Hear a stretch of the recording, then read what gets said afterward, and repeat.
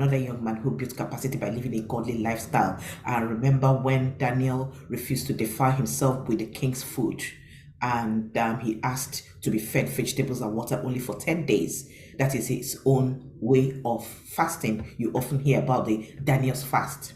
So I sense in my spirit that God is saying to someone listening to me to fast for a period of 10 days.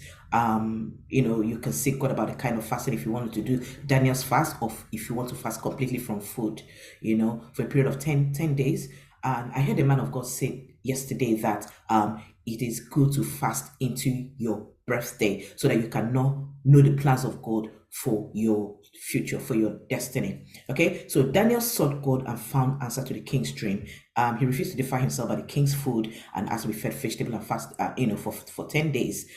Because fasting is about making sacrifice, is about denying yourself something in place of prayer, okay, in place of consecration. It's about setting yourself apart. So in Daniel chapter 1, he was building capacity by fasting and praying. And then we meet Daniel again in chapter 2, when he was able to hear God and he was able to interpret the king's dreams, and the king promoted him and he became all that God has created him to be. So Daniel 1:11-21 says, Daniel then said to the guard whom the chief official had appointed over Daniel, Hananiah, Mishael, and Azariah, that's Daniel and his friends, please test your servants for 10 days, give us nothing but vegetables to eat and water to drink. Then compare our appearance with that of the young men who eat the royal food, and treat your servants in accordance with what you see. So he agreed to do this and tested them for 10 days. At the end of the 10 days, they looked healthier and better nourished than any of the young men who ate the royal food. So the guard took away their choice food and wine, and they were to drink, and gave them vegetables instead. And the Bible says that the result of the fasting for 10 days became, to these 4 young men, God gave knowledge and understanding of all kinds of literature and learning. And Daniel could understand visions and dreams of all kinds.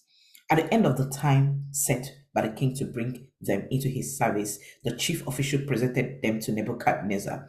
The king talked with them, and he found none equal to Daniel. There was no one that was found equal to Daniel, Hananiah, Mishael, and Azariah. So they entered the king's service. In every matter of wisdom and understanding about which the king questioned them, he found them 10 times better than all the magicians and enchanters in his whole kingdom. Can you imagine? And then we meet Daniel again in chapter 2, 16-19. At this, Daniel went into the king and asked for time so that he might interpret the dream for him. He asked for time because in earlier verses, you see where he asked his friends to ask for God's mercy. That means they were praying and fasting at the same time. Then Daniel returned to his house and explained the matter to his friends, Hananiah, Mishael, and Azariah. He urged them to plead for mercy from the God of heaven concerning this mystery, so that he and his friends might not be executed with the rest of the wise men of Babylon. During the night, the mystery was revealed to Daniel in a vision. Without praying and fasting consistently, you cannot hear God by dreams and visions.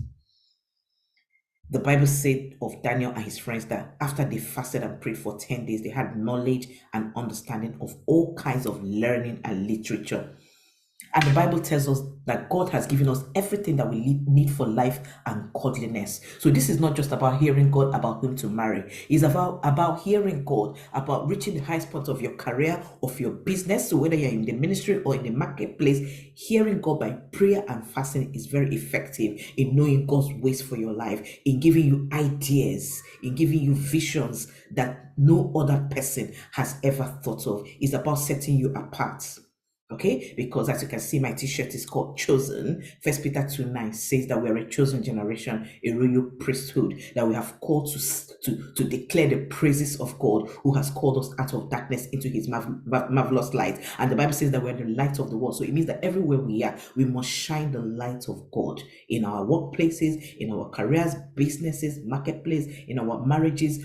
God must be glorified in our marriages. That's why it's important to seek God about what to do, when to do, how to do it. That's why it's important to seek God about big destiny decisions, about whom to marry, about what to do to be promoted in work, what to do to reach the highest point of your career, of your destiny, of your calling, even about, even if you're buying a house, even if you're buying properties, for all the visions that God has put in your heart, to execute them, to be successful in them, to see the manifestations, you have to seek God with your whole heart by fasting and prayer.